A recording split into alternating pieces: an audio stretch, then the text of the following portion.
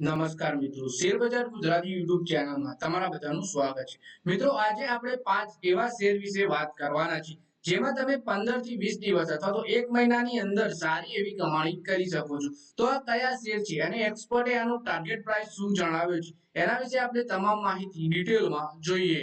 તો મિત્રો, આમાં સૌથી પહેલો શેર છે યુપીએલ નો. આના ટાર્ગેટ વિશે વાત કરીએ તો યુપીએલ નો શેર 553 રૂપિયાના સ્તર પર છે. 555 થી 545 રૂપિયાની રેન્જમાં ખરીદીની સલાહ આપવામાં આવી છે. 629 રૂપિયાનો પ્રથમ ટાર્ગેટ અને 666 રૂપિયાનો બીજો ટાર્ગેટ છે.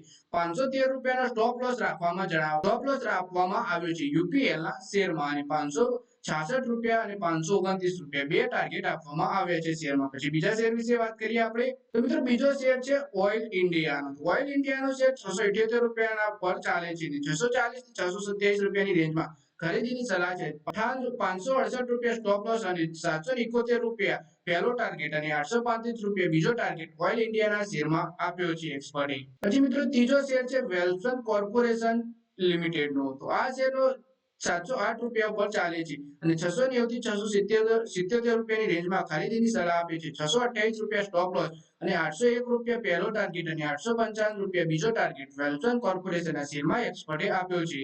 પછી મિત્રો ચોથો શેર છે ગેલ ઇન્ડિયાનો. તો કોટક સિક્યોરિટીઝે 30 દિવસની દ્રષ્ટિએ ગેલ ઇન્ડિયાના શેરમાં ખરીદીની સલાહ આપી છે. 232 રૂપિયા ઉપર ચાલે છે અને 245 અને 255 રૂપિયાનો ટાર્ગેટ આપવામાં આવ્યો છે. પછી મિત્રો છેલ્લો શેર છે જીઓ ફાઇનાન્શિયલ સર્વિસનો. તો જીઓ ફાઇનાન્શિયલનો શેર 328 રૂપિયા ઉપર છે. 340 રૂપિયા પહેલો ટાર્ગેટ અને 355 રૂપિયાનો બીજો ટાર્ગેટ આપવામાં આવ્યો છે. 324 રૂપિયા સ્ટોપ લોસ પણ આપવામાં આવ્યો છે. તો મિત્રો આ વિડીયોમાં આપણે 5 એવા શેર વિશે વાત કરી જેમાં એક્સપર્ટે 10 થી 15 થી 20 દિવસ અથવા તો 1 મહિનાની અંદર સારી એવી કમાણી થઈ શકે એવો ટાર્ગેટ અને સ્ટોપ લોસ સૂચવ્યા છે. તો મિત્રો આ વિડીયોમાં બસ આટલું જ. હવે મળીએ આવનારા વિડીયોમાં. ત્યાં સુધી વિડીયોમાં લાઈક કરો, કોમેન્ટ કરો અને વિડીયો પોતાના મિત્રો સાથે ફેસબુક, ઇન્સ્ટાગ્રામ, વોટ્સએપ બધી જગ્યાએ શેર કરો. શેર બજારની આવી જ માહિતી ગુજરાતીમાં જોવા માટે તમે ચેનલ સબસ્ક્રાઇબ કરી ઘંટી પણ દબાવી દેજો.